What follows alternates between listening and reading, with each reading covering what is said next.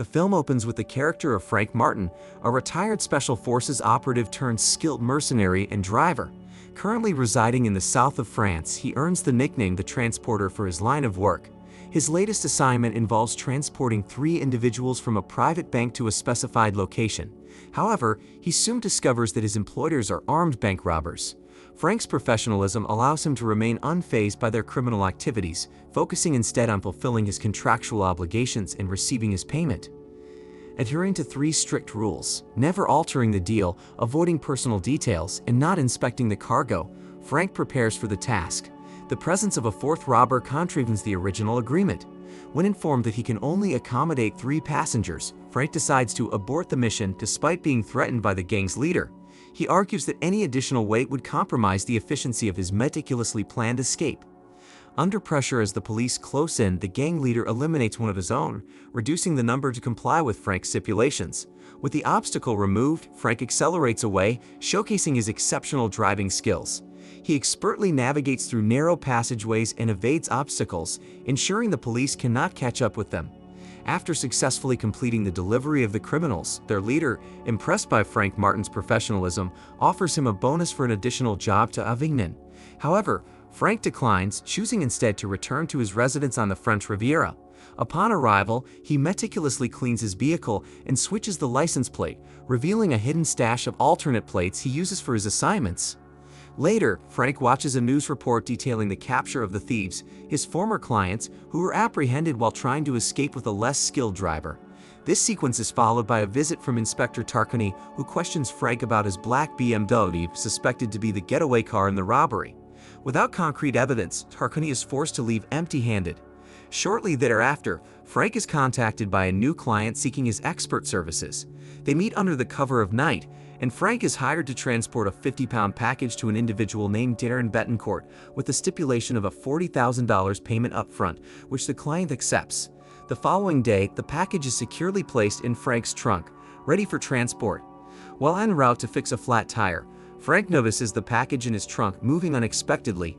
Compelled by the unusual activity, he violates his own rule and opens the package, only to find a Chinese woman named Lai, who is chained and gagged. After offering her water, he resumes his journey, but Lai's persistent knocking from inside the trunk forces him to stop. She communicates her need to use the bathroom, leading to a momentary escape attempt by Lai, which Frank quickly thwarts. Feeling a mix of responsibility and pity, Frank tries to manage the situation discreetly. However, their interaction catches the attention of 2 police officers.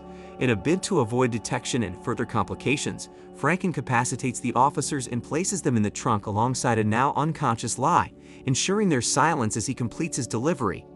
Upon reaching his destination, Frank hands over the package to Betancourt, denying any knowledge of its contents when questioned.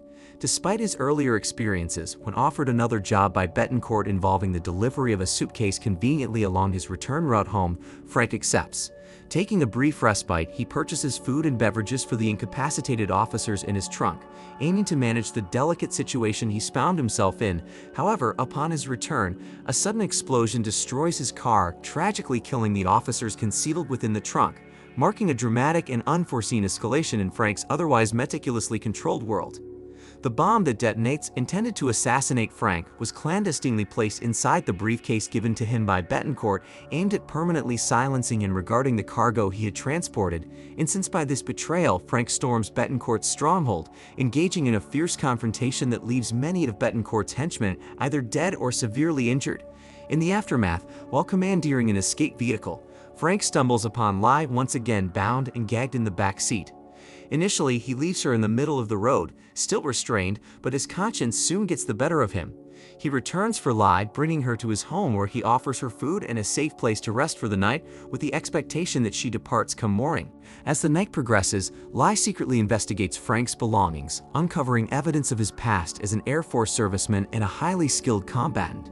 Through her findings, Lai starts to see Frank not just as her captor, but as a fundamentally decent individual caught in complex circumstances. Meanwhile, Betancourt, in his quest for retribution, visits a surviving associate in the hospital to identify his assailant. Upon learning that Frank was responsible for the assault on his domain, Betancourt coldly eliminates the informant, ensuring that no loose ends remain that could link back to him. This act of ruthless cleanup highlights Betancourt's determination to protect his criminal enterprise at any cost, setting the stage for a deeper conflict between him and Frank. Inspector Tarquini revisits Frank's home just as Lai is preparing breakfast, harboring suspicions about Frank's involvement in the recent car fire and the discovery of deceased police officers in the trunk of his burnt vehicle. Frank concocts an alibi, claiming his car was stolen while he was in the vicinity, a story met with skepticism from Tarquini. Lai intervenes, corroborating Frank's story by posing as his chef and newfound girlfriend, which, despite Tarquini's doubts, leaves him without concrete evidence to proceed further, prompting his departure from Frank's property. Frank then insists that Lai leave, but their confrontation with reality is swift as Betancourt and his men launch a violent assault on Frank's residence. In response, Frank secures Lai's safety amidst the chaos. The situation escalates dramatically when Betancourt commands a missile strike on Frank's home.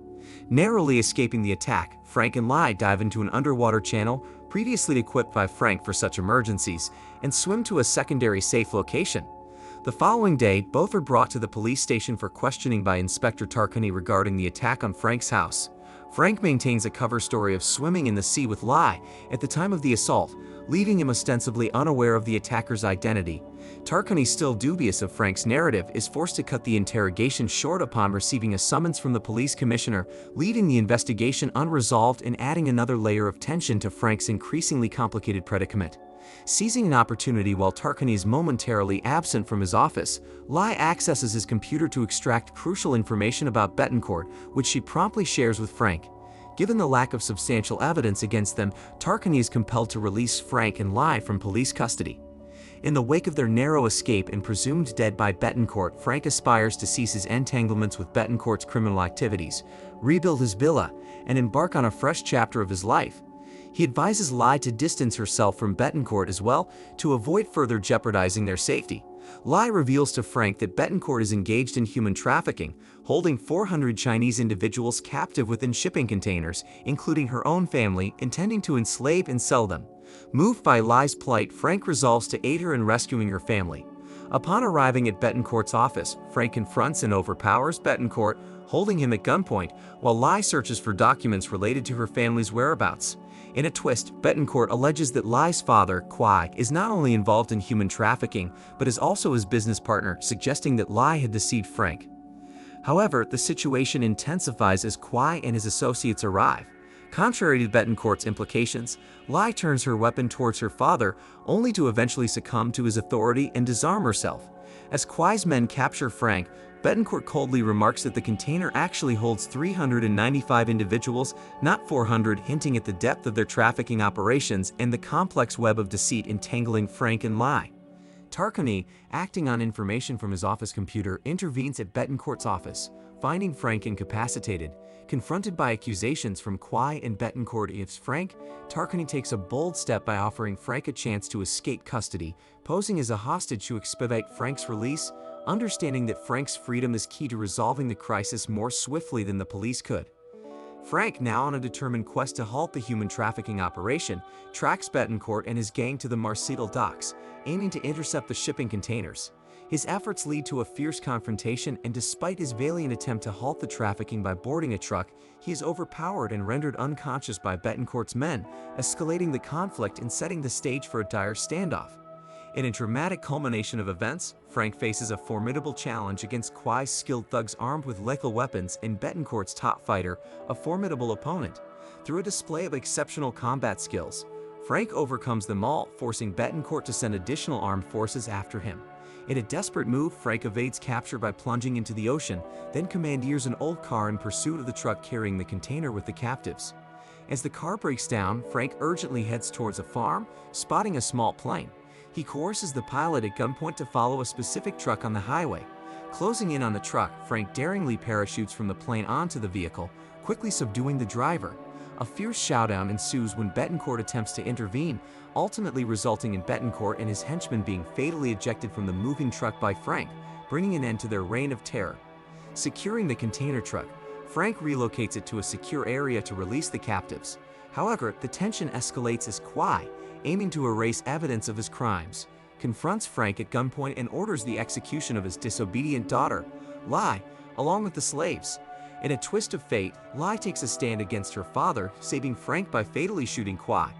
The arrival of Inspector Tarkoni and the police marks the operation's conclusion, with the authorities liberating the individuals trapped in the containers. Frank is lauded for his heroic efforts in dismantling the human trafficking network. The narrative closes on a note of resolution and justice, with Frank's actions significantly impacting the lives of those he fought to save, and Lai making a pivotal decision that alters her path forever.